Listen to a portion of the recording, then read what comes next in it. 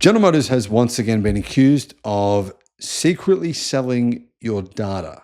Now, if you don't care about your privacy or your data, don't watch this video. Who cares, right? Who cares if anyone knows where you live or what color your eyeballs are or your DNA? Now, I'm exaggerating here, but the point is this. Your own personal information should not be sold to other people. I hate it when you find companies have just shared your phone number, your email address with a bunch of other companies, and this happens. You know what this is like? You get spammed. But it's a different level when they know your birth date and they know your address. Hello, my friends. Welcome to the channel. I'm Sam Evans. You're watching The Electric Viking. Great to have you with us. General Motors has been accused once again of secretly selling your data. Why?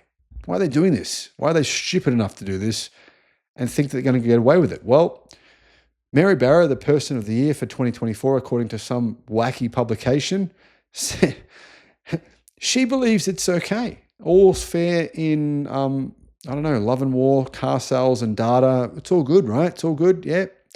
Well, I should point out the fact that the Volkswagen Group has been, they've been in a bit of trouble with this in Europe as well. It's been a pretty big crisis for them in Europe with personal data.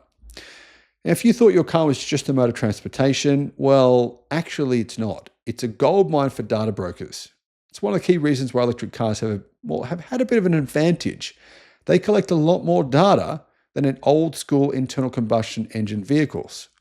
The Office of Arkansas Attorney General Tim Griffin has filed a lawsuit against General Motors and OnStar for selling driving data to insurance companies. Now, the lawsuit says it's allegedly selling driving data, but we already know that it's not alleged. It's been happening. A lawsuit is the latest in a growing list of cases where car manufacturers are under fire for collecting and selling user data. In August of last year, Texas Attorney General Ken Paxton sued General Motors for similar accusations, and recently Ford, Hyundai, Toyota, and FCA have all faced similar lawsuits. I can't believe they're doing this, to be honest. I think it's so desperate. Why would you do this? The lawsuit filed in Phillips County Circuit Court claims that General Motors has been tracking and selling detailed customer driving data to third-party brokers for more than a decade. Among the data allegedly collected by General Motors are vehicle speed, percentage of high-speed driving, late-night driving habits, distance traveled, acceleration, braking patterns. Who knows what else they're selling about you? Here's the issue, though. In the data that was released by the Volkswagen Group, what this meant was that people are actually able to work out everything about you. They're able to work out where you live, what your habits are. And as a result of that, people are kind of scared. You think about it, right? During NFL and NBA and MLB sports games this year, criminals have been targeting the homes of superstar players. They're able to put together a picture of these players. They know where they're playing, when they'll be out of the city. Now, if you're in that same situation where people have that information about you, they can use that against you, obviously, easily. Very exclusive event here in Newcastle.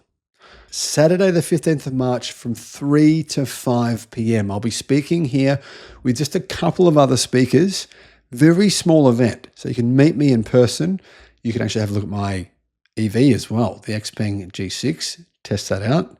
I'll put a link in the description below to the event. I believe that the tickets will probably sell out very, very quickly. So if you're from Sydney, from Brisbane, from Newcastle, make sure you click on that link as quickly as possible to get in. I think there's only around 30 tickets left at this point in time. I'll put that link in the description and I'll see you there. It paints a picture of how a company keen to know everything about its customers' driving habits, even where they're cruising down empty highways at 3 a.m., is not necessarily a good thing for consumers. According to the lawsuit, General Motors has been selling this data for years without obtaining explicit consent from drivers. It is said to have included the information of over 100,000 vehicles in Arkansas alone. It could be from millions and millions of drivers. Even more concerning, says Car Scoops, is the claim that General Motors wasn't just collecting data from OnStar users, but from anyone at all who used any General Motors mobile app or activated an internet connection in their car. In other words, if you've ever had Wi-Fi in a General Motors vehicle, they've been tracking you, even if you never signed up for OnStar services. The suit accuses General Motors of using so-called dark patterns, a design technique aimed at tricking customers into agreeing to terms they might otherwise reject by taking advantage of consumers' cognitive biases to keep them from material information needed to make fully informed decisions. In other words, it's sort of like, you get that thing where it says, agree to the terms and conditions, and it's like 77 pages, and you just got to go to the bottom and sign it, and no one's ever going to read it, right? It's impossible to read. So basically, General Motors are kind of tricking you into signing something that you don't think you're actually signing. You just think General Motors is saying, I've got to agree to the terms and conditions of driving the car. It's alleged that General Motors sold driving data to third-party exchanges, first receiving a lump sum for the initial batch, then continuing to rake in payments, constant payments for additional data sent over the following years. So this has been a part of General Motors' income as a business. They just haven't disclosed it. I mean, imagine disclosing this at your annual report. Yeah, guys, where did this extra 10% of your income come from? Financial services. And then you don't go into details because obviously you don't want anyone to know. The investigation comes roughly a year after the New York Times revealed that several automakers were selling sensitive data, driving data, and sharing it with insurance companies.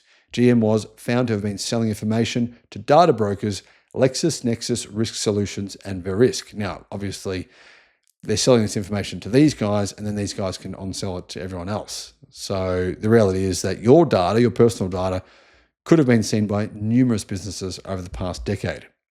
During a press conference on the lawsuit attended by Eldorado News, the Attorney General, Tim Griffin, emphasized the lack of transparency in these practices. No one was informed this was happening, even if an Arkansan carefully read every word on the sign-up screen, all the disclosures, all the link policies, spent whatever time it would take to do that.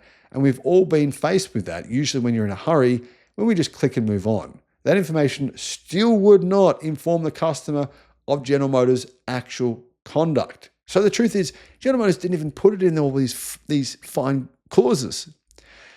The fine print is a lot more fine than consumers realized, or it's just simply misleading. What's your take on this? What's your take on General Motors doing this? I find it abhorrent. I think it's not like the company had gone bankrupt in 2008, so they didn't need the money, or did they need the money? Let me know what you think in the comments.